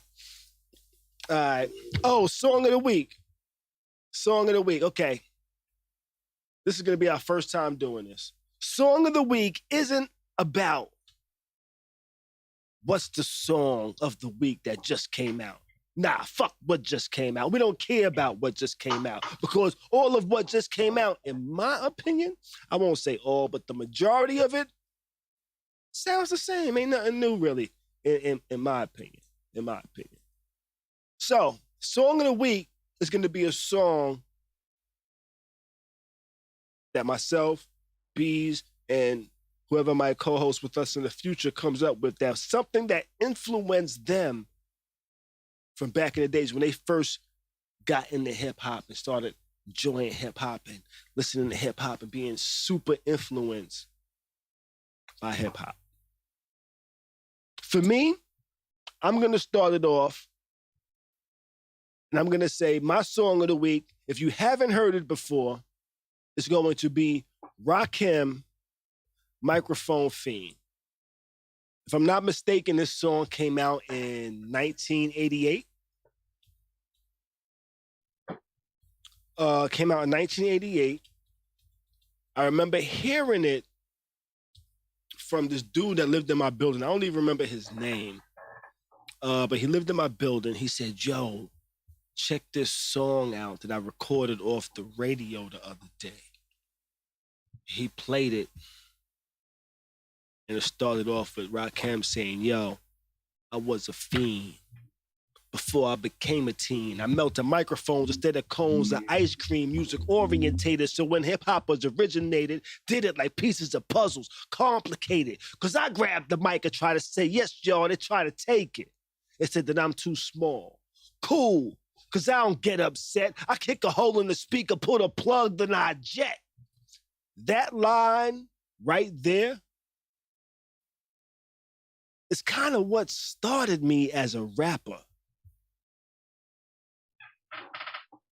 Because shortly after that, I saw the video to that song, probably on like a Yo MTV Raps. And they had a kid pulling the plug, kicking the speaker, but he had a real little kid. The kid looked like he was about 7 or 8. When I saw that, I was like, you know what? I could start rapping. There ain't no too young to start doing something. He felt he was nice when everybody else thought he was too small. I was like, you know what? I can start now. I ain't gotta wait till I'm older to start doing things I want to do. If I want to rap now, I can start rapping now, nigga. Ain't nothing stopping me. And that's why that's my song of the week, because that song was very influential to me and told me that, yo, I ain't got to wait to start writing. I can start writing whenever the fuck I feel, because even if I'm small, I can do shit. And if they don't let me do it, I'm going to pull the plug and kick a hole in the speaker, nigga. That's what I'm going to do. That's what I'm going to do.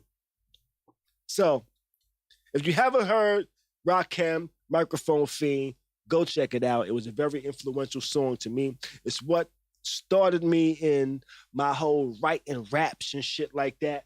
And helped me write this book, Moves, that you can go buy on kharyscrib.com/moves. Oh man, isn't that the crazy thing? How about you, Bees? What's the influential song for you? What's your song of the week? Influential song for me would be Tupac Trapped. They got you trapped. Mm-hmm. That would definitely be my my song of the week. They had a video for that too, right? Yeah. I think Rap City played the fuck out that video.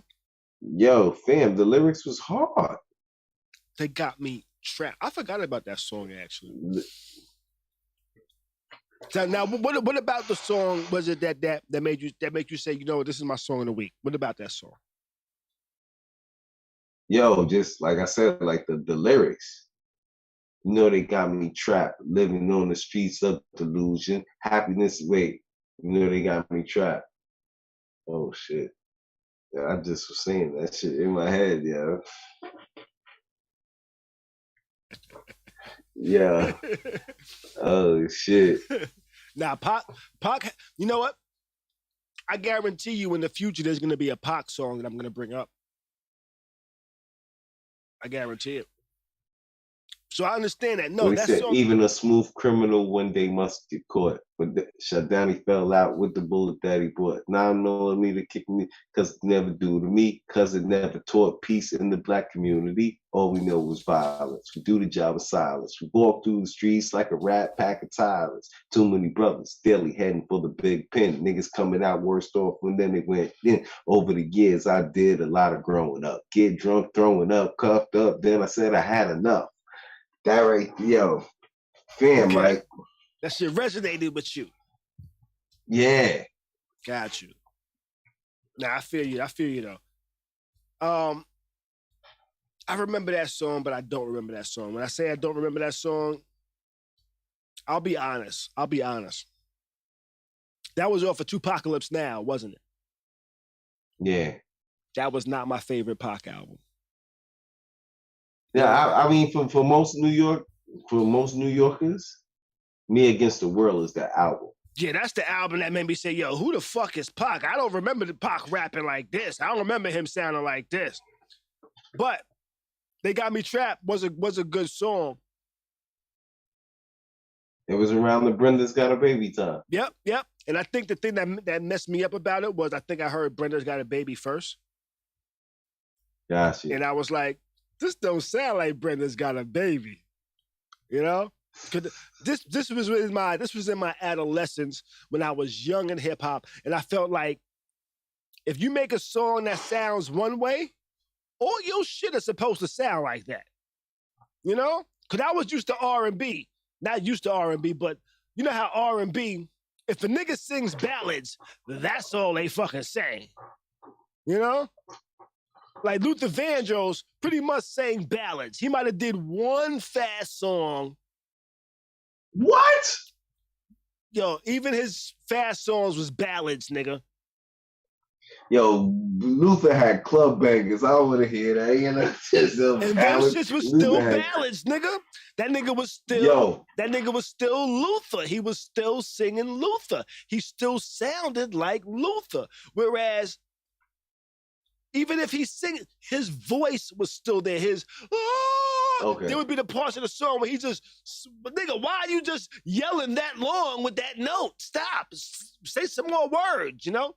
Whereas tonight, I'm gonna yeah, you know? Right, you know? It was still him singing. But with rap, it wasn't always the same. It's like, yo, wait. You said Brenda's had a baby, but Brenda's barely got a brain. Luther in my fucking... You know? But now all of a sudden you're talking about who the fuck is going on? You know what I'm saying? That's that, and that's what kind of fucked me up with rap back in the days. Cause I wasn't used to niggas switching up flows. If that makes any sense. See, I know what it is with Luther though, because you probably figured that all of Luther's songs was gonna be like, Never too much, never too much. Love. Yeah. If it wasn't some slow shit, it was gonna be some slow shit just sung faster. Yo, Real rap days feel like that to me. Yo, that what you go? Give me the reason to want you back. Maybe we should do R&B one week too, or some classic R&B shits as well. Yo, listen, I got some fam. You know what's my joint R&B? That's like my song. Like I got a list that's influential. Far away from here. That's my joint. Yo, you know what I was listening to the other day? Maybe not the other day, but maybe a couple weeks ago. I started questioning some shit. What? I don't know. Some people might not like this take. I question myself when I ask myself this question. What? But I was like, was Barry White a singer, or did that nigga just really have a deep voice? Did that nigga just talk smooth for the whole song? Yeah. Yo, or was that nigga singing? Fam, yo, you know something? That's so crazy. Because, yo, our Skate Key favorite Barry White song, I think you would agree with me. Ecstasy. Uh-huh. Elevate. No, but yo, I think he's just dead talking on that. Yo, niggas be talking, yo. The nigga, yo, hey baby, I don't know what you got going on, but I know what I want that I have going on. So how about I just come on over there and talk to you with my deep ass voice, and maybe you take your panties off, throw them to the side, and then come jump on my dick, baby. You know, and that's how we gonna talk about. And that's how we gonna make it strong. Let me tell you something one more time, baby. Let me tell you how I wanna take your panties off, nigga. Never. Let me tell you something, brother. Let me tell you something. What's that? Don't associate Barry White with that type of R&B right there. No, right? That's millennial. No, that's millennial. Wait. I just converted what he was saying in the 70s to the new era, you know, because everything he said pretty much was smooth talk for the current shit, you know? Oh, you talking about Secret Garden? Because they talking about pussy. That's what that is. Everything. See, Secret Garden is something different. Exactly. Let me. That was about garden, pussy. Baby. Let me see your secret garden. Every song was about him getting some pussy. But it'll make you feel so right I'm just at night. They was nasty in that. They was subtle nasty. You know what I'm saying? Yeah. Now niggas straight like I would stick my finger in your butt. I want to eat, but what was his line? What was the line? I want to eat that booty like groceries. Who said that? Who said that line? Oh, yo, who said that line? I don't know what R&B singer is that. Though. I know was that Chris Breezy? It was a Chris Breezy, Janae Aiko, and somebody else song. Might have been on Mario. Yeah, I think so. Might have been on Mario.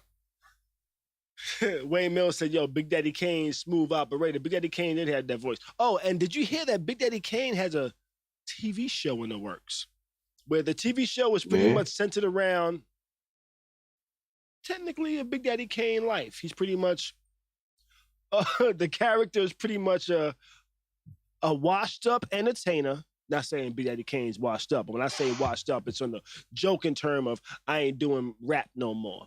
You know, I ain't trying to be a little kid no more. When I say washed up, it's that. Not that the nigga just, I can't do shit no more. But he's a grown man, not doing what he did as a kid, being an entertainer, rapper type of thing, having a family, and he's supposed to be starring in this sitcom I read about. So I'm not sure. I'm not sure how to go. I'm not sure. Sometimes I see people with deep voices. We're going to talk about that one day, too. Yeah, that'd be a good, dope topic, rapper sitcoms. But also, here goes another topic. Can you take people with deep voices really serious as actors? Because it's like, how you going to change your range? I don't know. Yeah. Maybe I'm just thinking maybe he's going to be a bad actor. Let me tell you something. I hope he's not. A bad actor. One of the best is still rocking. So yeah, we taking it serious. I'm gonna watch it. James Earl Jones. He been rocking for years. Yeah. You know what? Maybe I'm just imagining a Big Daddy Kane from 1988, 89, 90 in the videos where With he the was flat top and the Gucci links and shit. Where the acting wasn't really acting. It was just say this real quick. And they could be like, yo, I'm gonna say this real quick. And it'd be just like 2 seconds, you know? Yo, I feel you, because he wasn't great in Posse. Right. There you go. And it was like, you know what? I'm glad you mentioned that, because it's like, you know what? I felt like he might have been a good actor if his voice wasn't so deep, to where it's like his voice is so deep, he can't really show emotion like that. Does that make any sense? I got you. You know? He'd be like, it's no emotion in his voice. Right. You know how niggas be like, okay, Martin. Okay, the show Martin. You know how Martin would be like, damn, Gina. Big Daddy Kane can't do that. Then they'd be like, damn, Gina. And then he'd be like, damn, Gina. And it'd be the same shit, you know? That's Stupid. Damn, Gina. But it makes sense though, right? Gina. Yeah. That's the thing that be kind of like, it's like that. I think that might be the best way for me to explain why I'm a little skeptical on his acting, because I think it's hard for a real deep voice. Yo, to portray emotion. I'm just check this out. Go ahead. Only other movie that I seen him in was Media Man, and he ain't talk too much of that. Yeah. And I tell you what, every time I think about James Earl Jones now, he's mean. He's mad when he's talking. But I'm only thinking about him in Coming to America and Darth Vader roles. I'm sorry. And whenever I think of him in Coming to America, you know what I think about? Well, let them wait. I'm talking to my son. Right. Let them wait. I'm talking to my son. I don't know. We'll see. Nah. He switched the optics up on that, because he was like, man, he was like, let them wait. Right. I'm talking to my son. But it was still kind of like Lion King-ish, you know? But James Earl Jones is another character, another beast, and a legend of his own. But you know what? I'm just making jokes. I'm sure Big Daddy Kane will do great in this role on this show, and I'm looking forward to seeing it. I was just making jokes, being a little silly. And let's move on, because it's already getting late. That was totally a topic out the blue. Oh, what would you do to get off work early? I don't want to stay in this too long, but an 18-year-old woman working as a security guard at the 2022 edition of Lollapalooza in Chicago did not want to work late, and she has been accused of making a false mass shooting threat. Jana Williams, 18, is alleged to have faked the threat at the internationally renowned music festival last Friday by first sending a message to a witness' cell phone just before 3 p.m. local time. Cook County officials said she falsely claimed a mass shooting with 150 targets was set to take place at the 4-day festival. They said, yo, let's see if this shooting could get my ass out of here early so I can go home and watch whatever the fuck I want to watch on HBO Max. So authorities later put shit together and said, yo, you made this shit up. She later confessed to it, you know, like on Scooby-Doo. She said, you got me. This is why I did it. She said, yo, she did it because she wanted to leave work early. When I mentioned this story to Bees earlier, Bees' first response was, this is some dumb kid shit. And I said, guess what? Ding, ding, ding, ding, ding. You're right, because she was 18 years old. Teen. Yep. 18 years old, wanted to get the fuck up what did out you of think? there. What was you thinking? What you going to just say you sick? Yeah, she could have. She could have. But, I tell you what, I had a job back in the days. I called out sick. Them motherfuckers expected me to go to the doctor. I said, nigga, y'all ain't giving me health insurance. You're McDonald's. I'm 18 years old. You know? Fuck out of here, nigga. Y'all won't pay me enough to pay copays, you know? But they actually wanted me to have a fucking doctor's note saying I was sick before I returned to work. I said, nigga, this is McDonald's. Fuck no. Yeah. You know, but now some places do be requiring dumb shit like that, which is crazy. It's getting late. I just wanted to bring that up. And let's jump on this last topic real quick. I think this is the last topic. It better be because it's late. Cops tied to Breonna Taylor's death arrested and charged. I don't normally say let's give the FBI a round of applause, but today, should we give the FBI a round of applause? You know? Yeah. They arrested current and former Louisiana Metro Police officers who were somehow involved in the deadly raid that killed 26-year-old Breonna Taylor. And I'm happy about it. I'm glad.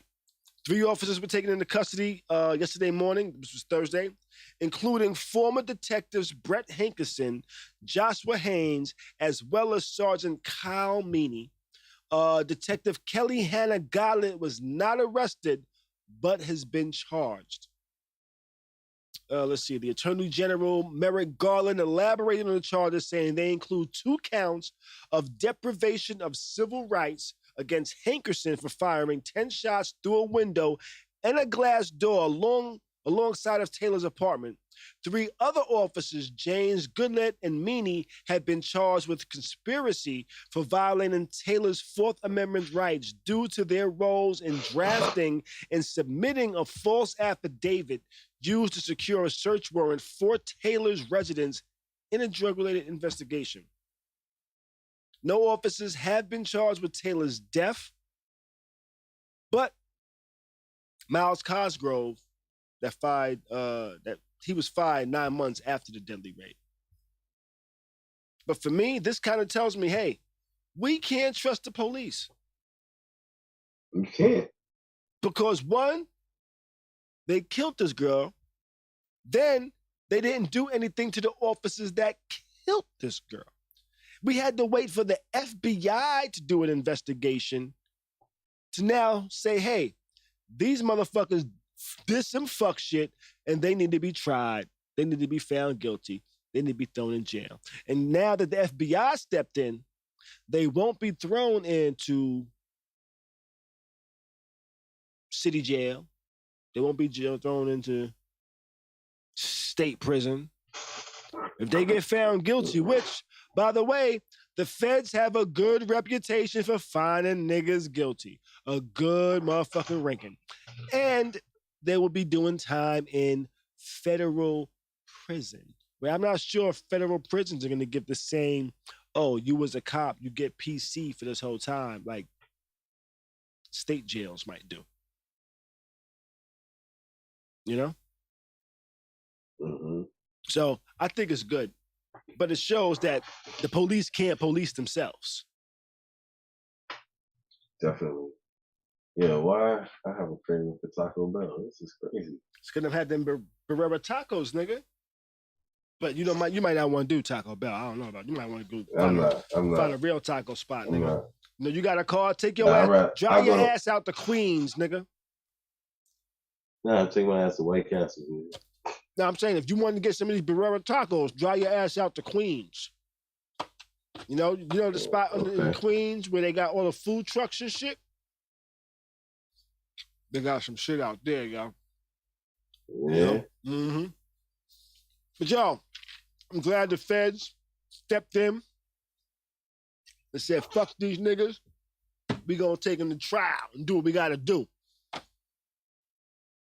I salute them. Word. You got any additional thoughts on that, Bees? Nah, I'm over here hungry right now. All right, cool, because my bladder's a little full. So we're going to get up out of here. Let's see. That's all we got for the evening. If I'm not mistaken, that is correct. We will see y'all next time. We are going to get ready to get up out of here. We will see you Tuesday. It's been a dope, new, fresh comeback for Khary's crib. Let me know what y'all think. Yes. I'll be right back. No, not really. Yo, you know what? Fuck this. Let's get up out of here. Oh, that's pushed the wrong button. Here we go. May the rest of your week be great. Do your best to stay sucker-free. Keep a smile on your face, baby. I'm gonna get up out of here, cause my bladder is full. Thanks for watching the dopest live stream. That's something like a podcast, something like a newscast, and sometimes like a showcase. Khary's crib. Khary's crib. Khary's crib. Khary's crib. Khary's crib. Khary's crib.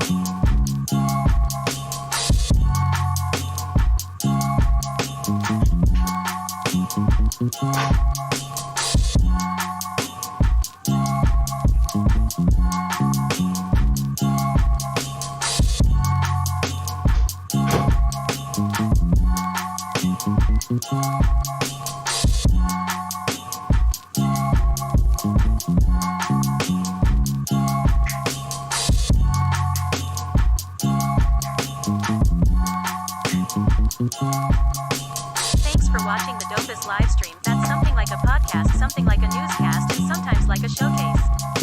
Khary's crib. Khary's crib. Khary's crib. Khary's crib. Khary's crib.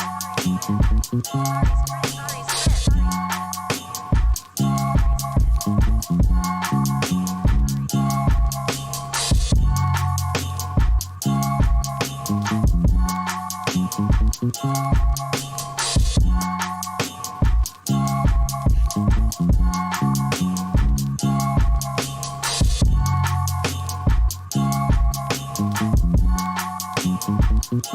showcase.